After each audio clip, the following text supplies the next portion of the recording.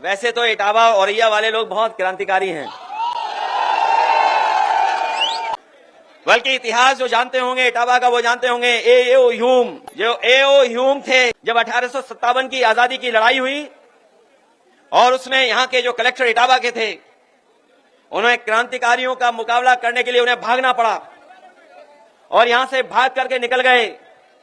और इतिहास ये भी कहता है कि ए.ओ. ह्यूम जब 1857 की हमारी आजादी की लड़ाई थी उसमें उसी तरह भागे थे जैसे एक बार कोई बाबा जी दिल्ली में भागे थे कपड़े पहन करके। ये इतिहास के पन्नों में दर्ज है। ये वही ए.ओ. ह्यूम है जिन्होंने कांग्रेस की स्थापना करने का काम किया था। ये जो कांग्रेस बनी है पार्टी, जो ए.ओ. ह्यूम का योगदान भी है, लेकिन अंग्रेज भी थे वो। इतिहास ये भी कहता है कि जब वो भारत छोड़ के गए थे, जब यहां से उन्हें जाना पड़ा तो अपना सामान तो ले ही गए थे, लेकिन देश की चिड़ियों को भी पैकेट में बंद कर करके ले गए थे। और जो जानकारी मिलती है उस जानकारी में यह है कि लगभग 5000 लकड़ी के डब्बों में चिड़ियों को भर करके यहां से ले गए थे। और उसी की वजह से जो यहां से चिड़िया लेके गए थे वो उसी से म्यूजियम बना था जाकर के। न केवल ए.ओ. ह्यूम का यहां का है हमारा इतिहास, बल्कि औरैया के लोग जानते होंगे गेंदालाल दीक्षित का भी बहुत बड़ा योगदान है आजादी को दिलाने में।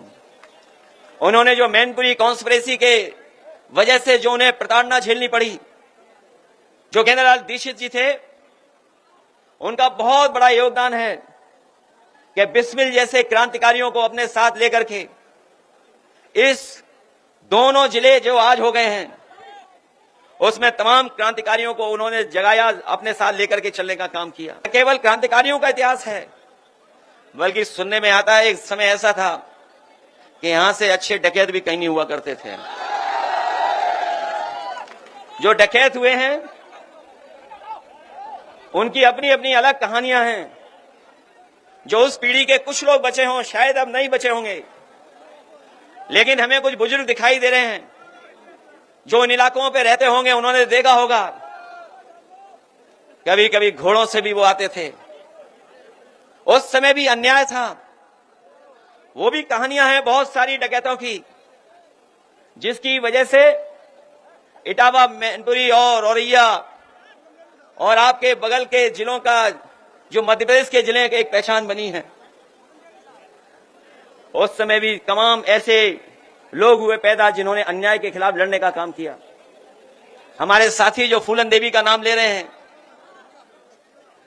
फूलन देवी का भी एक अलग इतिहास है और शायद धरती पर दुनिया के इतिहास में इतना प्रताड़ना, इतना अन्याय, इतना अपमान किसी महिला का नहीं हुआ होगा जो फूलन देवी का एक समय पर हुआ है। इतिहास अलग अलग तरीके से लिखा गया। मुझे याद है कि फिल्म बनाने वाले जिन्होंने फूलन देवी फिल्म बनाई थी, जो फिल्म बनाई थी बैंडेड क्वीन, एक बहुत बड़े डायरेक्टर हैं, वो हमें एक हवाई जहाज में टकरा गए थे। उस समय हमारे साथ हमारे अंकल भी थे। वो एक लंबी यात्रा थी। उन्होंने उस फिल्म के बारे में जिक्र किया और पूछा कि ये बताओ, जब फिल्म अंत हो रही है, बात खत्म हो रही है, तो आपने नेताजी और समाजवादियों का नाम क्यों नहीं लिखा? जिन लोगों ने फिल्म देखी होगी, अगर यूट्यूब, नेटफ्लिक्स, तमाम प्लेटफॉर्म हैं, और आखिरी में यही आता है कि एक पिछड़ी जाति की सरकार आई, उसने फूलन देवी पर मुकदमे वापस लिए, और न केवल मुकदमे वापस लिए बल्कि छुड़वाया। और हमें खुशी इस बात की कि नेताजी ने उनके साथ जो व्यवहार हुआ, जो अपमान हुआ था, उसको सम्मान बदलने के लिए नेताजी ने और समाजवादी पार्टी ने लोकसभा में पहुंचाने का काम किया। और ये शर्त थी, बहुत लोग इतिहास से नहीं जानते होंगे, वो शर्त ये थी, जब आत्मसमर्पण हुआ था उस समय मुख्यमंत्री अर्जुन सिंह जी थे, और उस समय आत्मसमर्पण के समय ये तय हुआ था कि जो जो डाकू इस समय आत्मसमर्पण कर रहे हैं, इन सब को छोड़ दिया जाएगा। उस समय जिन जिन ने आत्मसमर्पण किया था, सब जगह छोड़ दिए गए थे, केवल फूलन देवी को नहीं छोड़ा गया था। इसीलिए उसी आधार पर नेताजी ने उनके केस वापस लेकर के लोकसभा में भी पहुंचाने का काम किया। जहां इतिहास ये है, वहीं अगर आज के समय पर हम लोग कहीं मुगले आजम का नाम ले दें तो न जाने कितनों को परेशानी हो जाएगी।